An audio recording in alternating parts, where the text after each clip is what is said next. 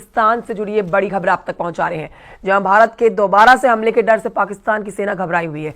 कई इलाके खाली करा दिए गए हैं, कई इलाकों में ब्लैकआउट रखा गया है देर रात तक। सियालकोट, शेखोरा, कसोर, बहावलनगर खाली करा लिए गए हैं। इतना ही नहीं, भारत के दोबारा से हमले के डर से आधी रात को ही पाक आर्मी चीफ सेना मुख्यालय पहुंच गए। बड़ी जानकारी आपको दे रहे हैं। पाकिस्तान के अंदर डर देखा जा रहा है। पाकिस्तान की सेना डरी हुई है भारत के दोबारा अटैक करने को लेकर, और इसीलिए देखिए इलाके के इलाके खाली करा दिए जा रहे हैं पाकिस्तान की तरफ से।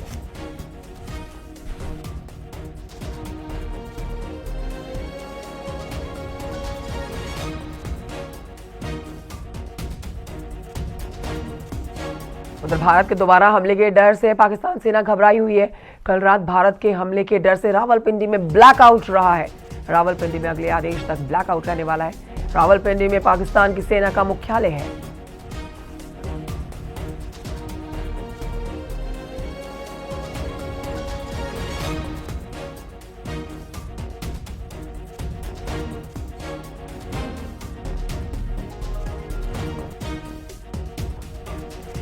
बलूच लिबरेशन आर्मी ने पाक सेना की गाड़ी उड़ाई। बड़ी जानकारी आपको दे रहे हैं। बलूच लिबरेशन आर्मी का हमला, 12 पाक सैनिक मारे गए हैं। मचकुंड इलाके में गश्त पर निकली पाकिस्तान सेना पर यह अटैक हुआ है।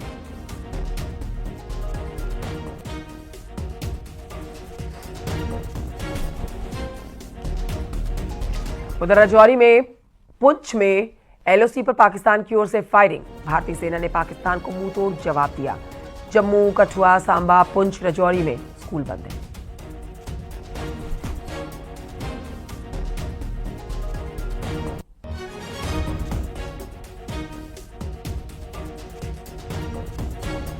पीछे एक बड़ी खबर आ रही है। बड़ी खबर आपको बता देते हैं कि पाकिस्तान को एनएसए अजीत डोभाल ने चेतावनी दे दी है। अजीत डोभाल ने कहा है कि भारत का इरादा आगे बढ़ने का नहीं है, लेकिन अगर पाकिस्तान की तरफ से कार्रवाई हुई तो हम देंगे मुंह तोड़ जवाब। एनएसए अजीत डोभाल ने कई देशों के एनएसए से बात की है। सेना के ऑपरेशन सिंदूर को लेकर बातचीत की गई है।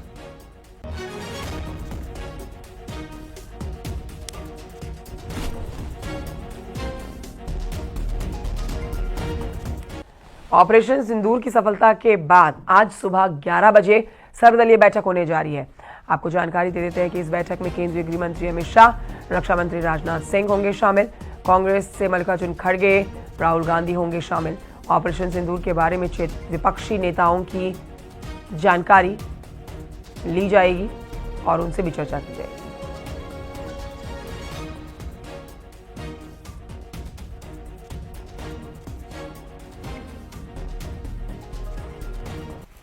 बाईस अप्रैल 2025 पहलगाम में आतंकवादियों ने 26 निर्दोष पर्यटकों को बेरहमी से मार डाला।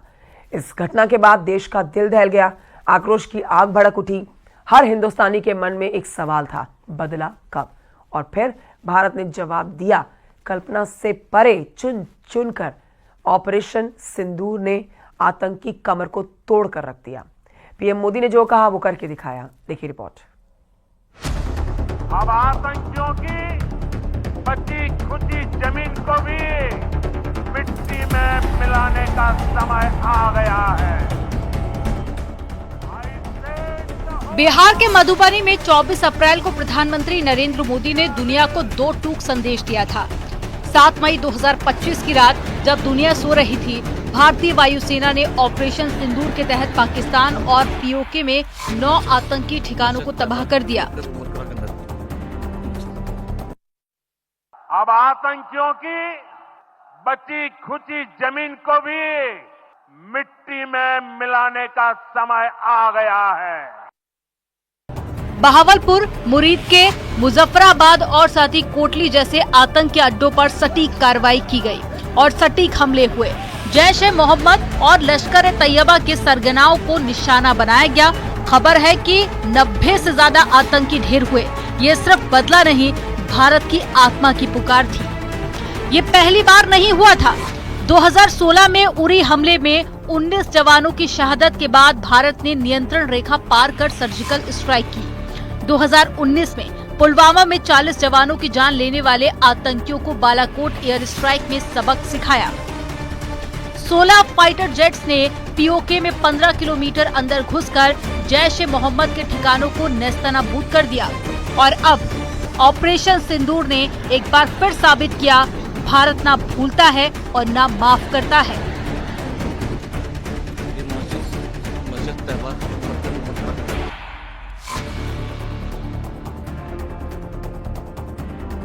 प्रधानमंत्री मोदी ने खुद इस ऑपरेशन का नाम सिंदूर चुना, क्योंकि पहलगांव में आतंकियों ने पुरुषों को निशाना बनाया, औरतों का सुहाग छीना और कहा था कि जाओ मोदी को बता देना। आतंकियों का वो तंज ऑपरेशन सिंदूर ने चूर चूर कर दिया। ये बदला सिर्फ पहलगांव का नहीं, बल्कि उरी, पुलवामा और हर उस जख्म का हिसाब था जो आतंक ने भारत को दिया। ऑपरेशन सिंदूर भारत के उस अटल संकल्प का प्रतीक है जो आतंक को कभी माफ नहीं करता। प्रधानमंत्री मोदी ने मधुबनी में जो वादा किया उसे सेना ने पूरा किया। ये नया भारत है जो ना झुकता है ना रुकता है। Bureau report, news 18।